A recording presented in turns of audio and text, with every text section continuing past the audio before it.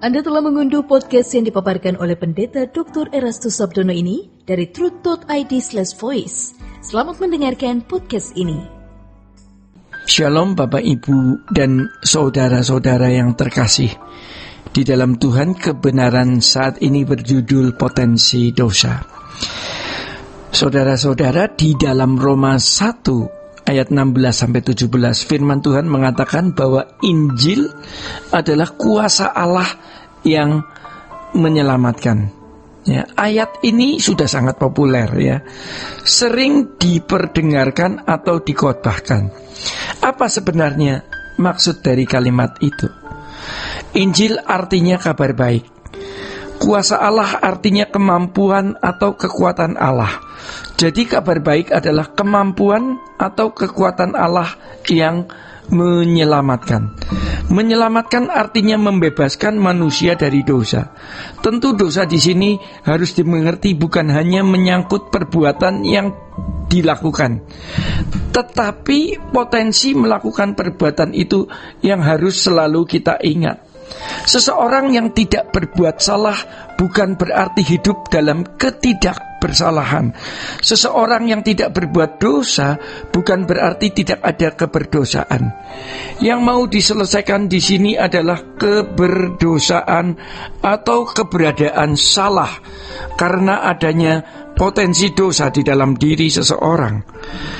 Kalau Injil hanya menyelamatkan manusia dari perbuatan dosanya, maka tidak perlu ada kebenaran yang diajarkan dalam Injil.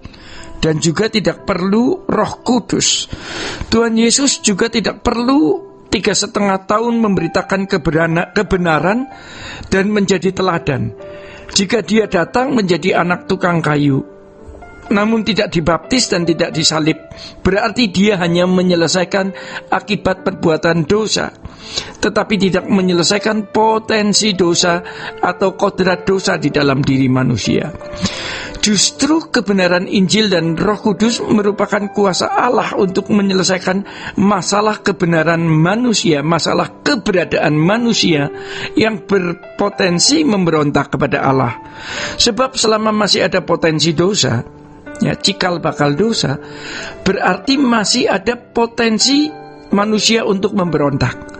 Ya, hal kebersalahan dan keberdosaan itu bukan hanya ditentukan dengan perbuatan dosa yang dilakukan, tetapi potensi dosa yang ada di dalam dirinya. Jadi kalau kita mau masuk surga, apalagi menjadi anggota keluarga kerajaan Allah, kita harus menerima penggenapan Allah supaya potensi dosa di dalam diri kita dihancurkan. Inilah kabar baik itu ya. Kabar baik terkait dengan kuasa Allah yang menyelamatkan. Jadi jangan diisi dengan pengertian lain. Kabar baik adalah kuasa dari Allah yang bisa menyelesaikan masalah keberdosaan manusia.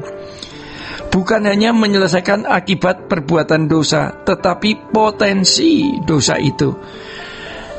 Kata baik tentu harus diisi dengan pengertian yang benar. Dalam sejarah gereja sampai hari ini telah terjadi banyak penyimpangan terhadap pengertian Injil.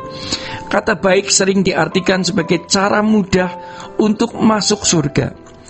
Makanya orang-orang Kristen yang naif sering berbangga diri memiliki Yesus. Mereka sering berbangga diri memiliki Yesus karena dengan perasaan itu mereka merasa sudah memiliki cara mudah untuk masuk ke surga.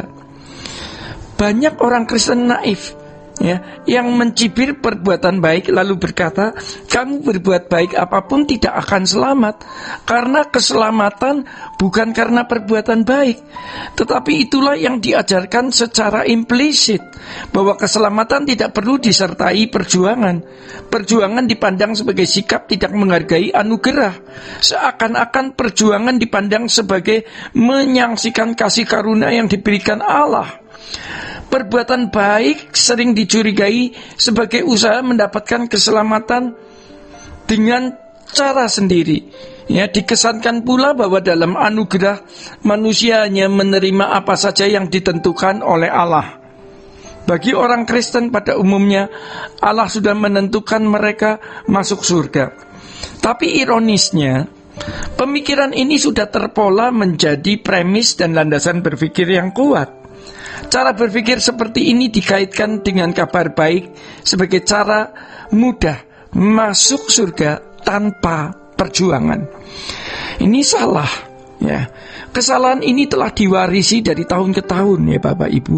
Bahkan sebenarnya dari abad ke abad, sehingga telah membangun landasan berpikir atau premis bahwa keselamatan itu sudah otomatis dimiliki oleh orang Kristen yang hanya mengaku Yesus sebagai Tuhan dan Juru Selamat. Sejatinya ini adalah kemelesetan cara berpikir terbesar yang membuat banyak orang Kristen tidak pernah mengalami dan memiliki keselamatan. Sebab penyelesaiannya hanya penyelesaian akibat perbuatan dosa, tetapi tidak benar-benar menyelesaikan potensi dosa itu. Padahal Alkitab berkata, kerjakan keselamatanmu dengan takut dan gentar. Ironis, akibat dari salah pengertian terhadap kekristenan tersebut telah membuat kekristenan menjadi sekedar agama, bukan jalan hidup. Sekedar agama artinya kekristenan hanya diwarnai atau menekankan liturgi dan standar norma etika umum. Memang mereka tidak mengajarkan orang Kristen jadi jahat, tetapi tidak mengerti maksud tujuan keselamatan, yaitu agar manusia menjadi sempurna seperti Bapa atau serupa dengan Yesus. Lambat laun kekristenan seperti ini menjadi agama yang menjenuhkan, ya, dan ditinggalkan oleh para pengikutnya karena tidak ada pesona. Demikian Bapak, Ibu, dan saudara-saudara, kebenaran saat ini. Tuhan Yesus memberkati. Sola Gracia. Untuk berlangganan renungan harian dalam bentuk cetak, silakan hubungi Truth Literatur di nomor telepon 0878 7870 7000. Untuk mendapatkan CD khotbah, MP3 renungan Truth, dan CD album lagu produksi Sola Gracia, Anda dapat menghubungi di hari dan jam kerja di nomor telepon 021 638 60953. Tuhan Yesus memberkati. Sola